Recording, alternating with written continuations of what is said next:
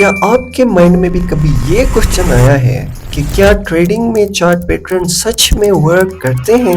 और ये क्वेश्चन अभी तक एग्जिस्ट करता है कि क्या चार्ट पैटर्न्स को यूज करके प्रॉफिटेबल ट्रेडिंग की जा सकती है? वेल, आज से 30 दिन पहले मेरे माइंड में भी यही क्वेश्चन आया और फिर मैंने इस क्वेश्चन का आंसर ढूंढना स्टार्ट किया। YouTube, blogs, articles, dark web, deep web सब छान मारा, पर कोई logical answer with solid evidence मुझे नहीं मिला। तो इस क्वेश्चन का आंसर हमें खुद ढूंढना पड़ेगा। तो हम ये कैसे करने वाले हैं? इसके लिए हम एक पूरी की पूरी मार्केट स्टिमुलेशन को कोड करने वाले हैं, जो एग्जैक्टली उसी लॉजिक पे मूव करेगी जिस पे रियल मार्केट मूव करती है। But there is a twist, हम इसमें साइकोलॉजी को एक्सक्लूड करने वाले हैं। We are not going to add psychology in our stimulation. तो अगर चार्ट पैटर्न्स हमारी स्टिमुलेशन में बनते हैं, that means chart patterns are mathematical और साइकोलॉजी के साथ इनका कोई वास्ता नहीं है और आप इन्हें डेफिनेटली अपनी ट्रेडिंग में यूज कर सकते हो। अगर अपीयर नहीं होते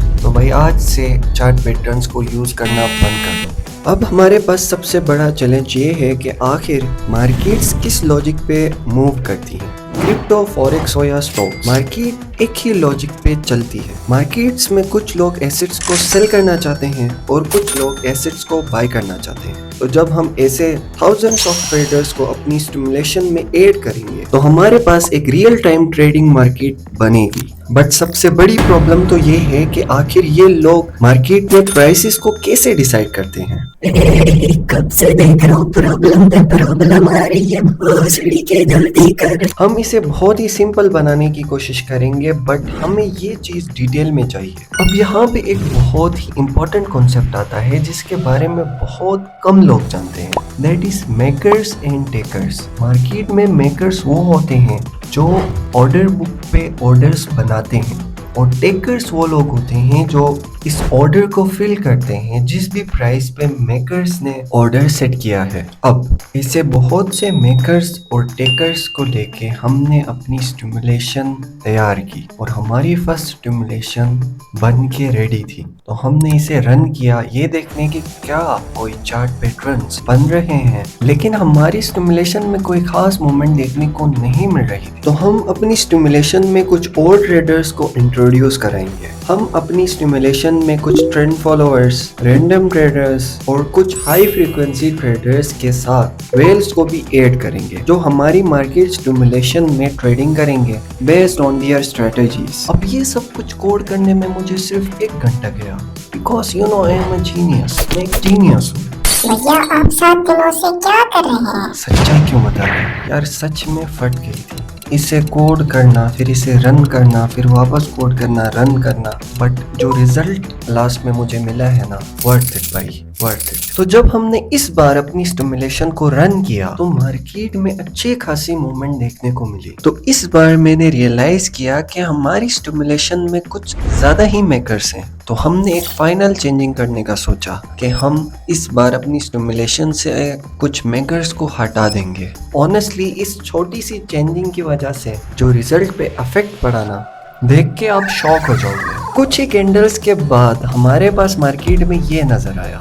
इसे हम सपोर्ट एंड रेजिस्टेंस पैटर्न कहते हैं, जहाँ पे मार्केट किसी भी पॉइंट से बार बार रीटेस्ट लेती है और वहीं से रिवर्स करती है। वही कैसे?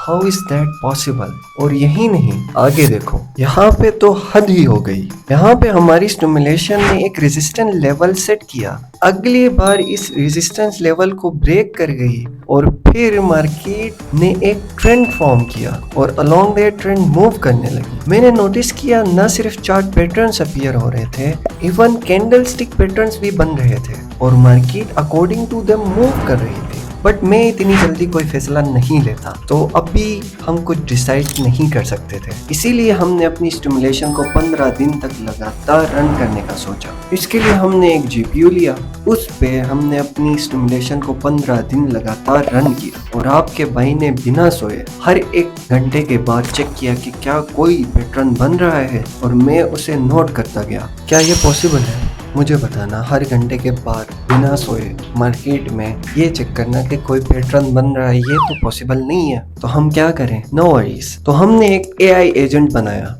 जो रियल टाइम में हमारी स्टिमुलेशन पे नजर रख रहा था। और सिर्फ यही नहीं, हमने इसे $1000 भी दिए कि भाई जहाँ पे पैटर्न्स बन रहे हैं वहाँ पे तू ट्रेड ले। और इस एजेंट ने हमारी स्टिमुलेशन में 15 दिन लगातार ट्रेड किया और साथ में इसने हमारे लिए चार्ट पैटर्न्स को भी आइडेंटिफाई किया कि भाई 15 दिन में कितने चार्ट पैटर्न्स बने। ऑलमोस्ट हर वो पैटर्न जो रियल मार्केट में बन रहा था हमारी स्टिमुलेशन में नजर आया और फिर मेरा मुंह खोला का खुला ही रह गया। बिकॉज यार ये नहीं होना चाहिए था। अगर हम मार्केट से साइकोलॉजी को हटा दें तो चार्ट पैटर्न्स नहीं बनने चाहिए थे। ऑनेस्टली इस एक्सपेरिमेंट के स्टार्टिंग पे मैं ये प्रूव करने वाला था कि भाई चार्ट पैटर्न्स वर्क नहीं करते। और at the end of this experiment मुझे ये बड़े अफसोस के साथ कहना पड़ रहा है कि chart patterns purely mathematical basis पे बनते हैं और डेफिनेटली आप अपनी ट्रेडिंग में इन्हें यूज कर सकते हो। बट एक और बात थी जो मुझे खटक रही थी, दैट इज यार चार्ट पैटर्न्स तो ठीक है,